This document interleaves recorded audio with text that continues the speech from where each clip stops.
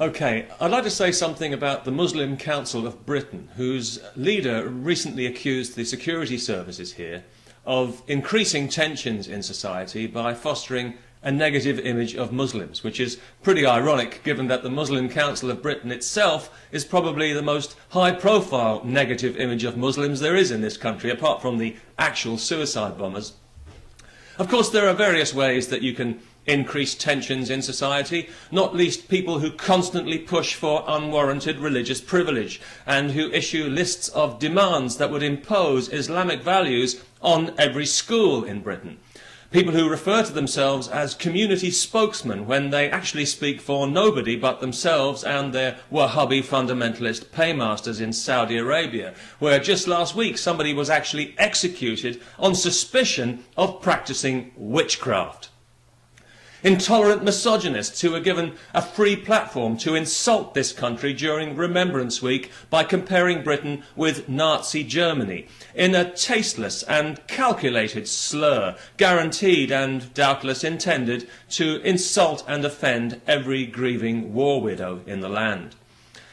They also want a ban on alcohol in public and a more modest dress code for everybody, whether they're Muslims or not, and whether they like it or not. How inclusive, how thoughtful. This organisation, like its American equivalent, CARE, or the Council for American Islamic Relations, is the respectable face of terrorism in the West. The sort of society they'd like to create already exists in Saudi Arabia, where children are raised to hate Jews and to refer to them as vermin and pigs and apes, where young men are so sexually repressed by their religion they spend all their time furiously masturbating over violent internet pornography like a bunch of Catholic priests, and where women have to be invisible in public to avoid being raped. So you can see why we in Britain might be a little hesitant about welcoming these kinds of values into our society.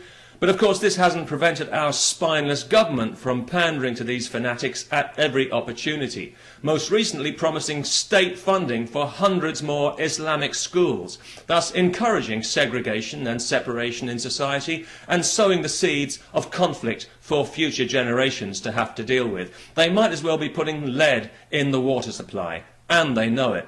Because it would be easy to blame this on misguided political correctness, but this is actually cynical political opportunism. The truth is, the Muslim vote is just too important to lose in places where the Labour Party needs to win. So as usual, they're happy to inflict long-term damage to achieve short-term ends.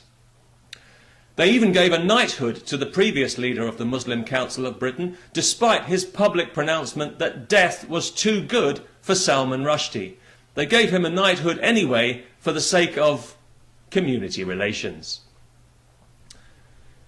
You know what's good for community relations? People who come to this country and who adapt happily to our way of life. Or if they find that it's not quite to their taste, they piss off and live somewhere else. That's really good for community relations. If you don't like how we do things in Britain, get out. You weren't invited here and you're not wanted here. And please don't lecture us on moral values. When you can't even bring yourselves to condemn stoning as a punishment, it's clear that yours is the morality of the caveman. And for your information, we do have strong moral values in Britain. We just don't feel the need to enforce them with an iron rod because we're not as insecure as you are, and because we believe people should be free to make their own choices in life and not be dictated to by small-minded medievalists who despise everything this country stands for. And by the way, this has got nothing to do with immigration. Let me make this very clear. I welcome immigration to Britain. I think that, within reason, I think it's a healthy thing for the economy. I think it's a good thing for the country. This is about religion, and only about religion. So, to any white supremacist morons out there who think that they can latch on to this video in the way they've attempted to with some of my previous videos, go and take a piss on a live electric rail, because I am not your friend. I'm your enemy, and I'm proud to be your enemy, just as I'm proud to be the enemy of every creepy Islamofascist on this planet, because you people are two sides of the same coin, and it's an evil, worthless, poisonous currency that I want nothing to do with. As for the Muslim Council of Britain, If you insist on shoving your religion into people's faces all the time, you shouldn't be surprised to get it shoved right back at you. Because that's how we do things in a free society, and if you don't like that, you know what you can do.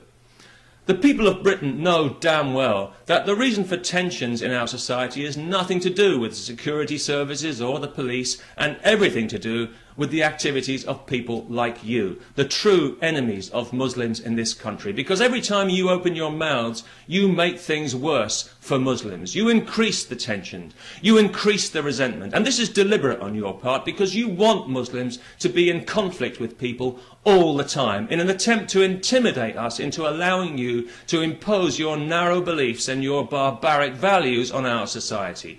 Well, you can whistle up your sawn-off trouser leg for that one, my friend, because it's not going to happen, not now, not ever. And as for accusing us of being like the Nazis, well, that really is pretty rich, when it's clear that if people like you ever did achieve the kind of universal power that you crave, there would be another Holocaust, and everybody knows it.